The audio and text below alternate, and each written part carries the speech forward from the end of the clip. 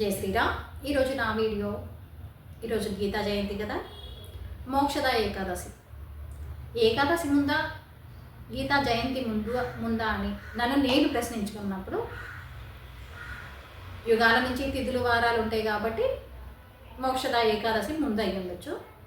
ఆ రోజు స్వామివారు గీత గురించి చెప్పారు అంటే ఈ రెండింటికి ఏదో సంబంధం ఉంటుంది. ఎందుకంటే మోక్షానికి కావలసిన సమస్త సారం ఈ గీతలో ఉంటుంది. అది చదివిన వాళ్ళకి తెలిసింది. చదవాలంటే ముందు దాని గురించి తెలియాలి, వినాలి, తర్వాత చదవాలి, తెలుసుకోవాలి. ఆ తెలుసుకున్నది ఎట్లుంటుందంటే, మనం తిన్న రుచి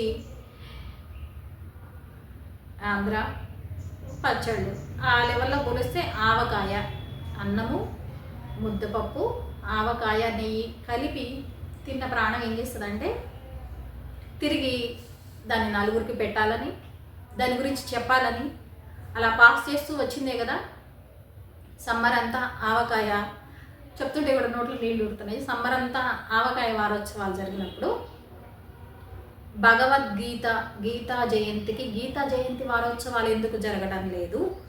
దాన్ని పాస్ చేసిన తల్లులు దీన్ని ఎందుకు పాస్ చేయడం లేదు?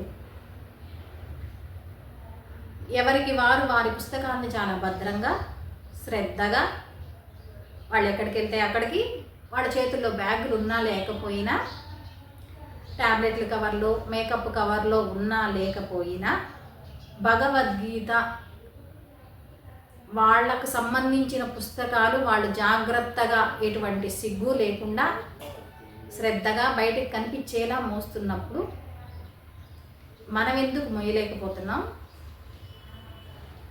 ఆవకాయ పచ్చడిని అందించి ప్రతిరోజు వాళ్ళు తినే అన్నంగా పెట్టినప్పుడు మన భగవద్గీతని ఎందుకు మన బిడ్డలకు ఇవ్వలేకపోతున్నాం?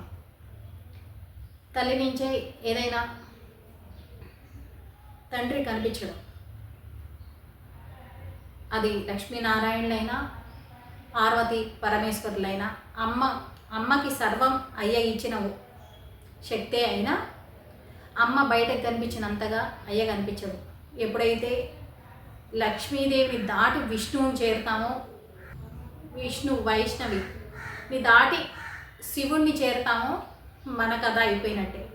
అదే మోక్షానికి దారి, మోక్షం వచ్చేసినట్టే. పార్వతీదేవిని దాటి పరమేశ్వరుడు ఎప్పుడైతే అర్థమవుతాడో ఆయనే అన్ని నడిపిస్తున్నాడని, కదలికలు కనిపించినంత శ్రద్ధగా శివుడి ఆజ్ఞ లేనిదే చీమైనా కదలదు అనే దానికి అర్థం సర్వం శివయ్యే నడుపుతున్నాడని మనకు అర్థమైనప్పుడు మోక్షం వచ్చేసినట్టే. భగవద్గీతలో ఉన్నది ప్రపంచ గుర్తింపు పొందిన యూనివర్సిటీలో మేనేజ్మెంట్ స్కిల్స్ని, నాయకత్వ లక్షణాలని బోధించడానికి భగవద్గీతని చేర్చారని, దానిలోని అంశాలను బోధిస్తున్నారని, సుందరకాండను బోధిస్తున్నారని మనకెప్పుడు తెలియాలి? మనం మన చుట్టుపక్కల ఉన్న కాలేజీల్లో ఏది బెస్టో తెలియడానికే మనకు సమయం పట్టింది. ఇక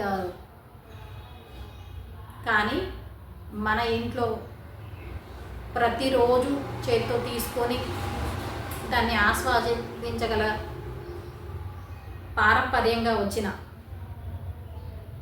పదార్థంలాగా భగవద్గీతను కూడా ప్రతిరోజు ఆస్వాదించే అనుభూతిని ముందు మనం పొంది మన పిల్లలకు అందించాలి. దాని గురించి మనకే తెలియకపోతే మన పిల్లలకి ఏమందిస్తాం మనం? ఆ పుస్తకం ఇప్పుడు చదవాల్సింది కాదు, ఎప్పుడు చదవాల్సింది? ఒకవేళ ఒక 80 సంవత్సరాలు వచ్చినప్పుడు అనుభవించలేని స్థితిలో అప్పుడు కూర్చొని చదవవలసిన పుస్తకం అది. 2000 సంవత్సరాల క్రితం వచ్చిన దాన్ని, వీళ్ళ డిఎన్ఏలో కోట్ల సంవత్సరాల నుంచి ఉన్నదాన్ని చెరిపేసేసి కొత్తగా వాళ్ళంటూ దాన్ని నమ్మి దాన్ని తీసుకొని తిరగడానికి వారికి అంత శ్రద్ధ ఉన్నప్పుడు మనకెంత శ్రద్ధ ఉండాలి? ముందు మనకి శ్రద్ధ ఉండి దాని గురించి తెలిస్తే తర్వాత మన పిల్లలకి చెప్పాలి. భగవద్గీత చదివితే లక్ష్మీ అనుగ్రహం వచ్చింది నిజంగా. ఎందుకంటే భగవద్గీత చెప్పింది శ్రీకృష్ణ పరమాత్మ.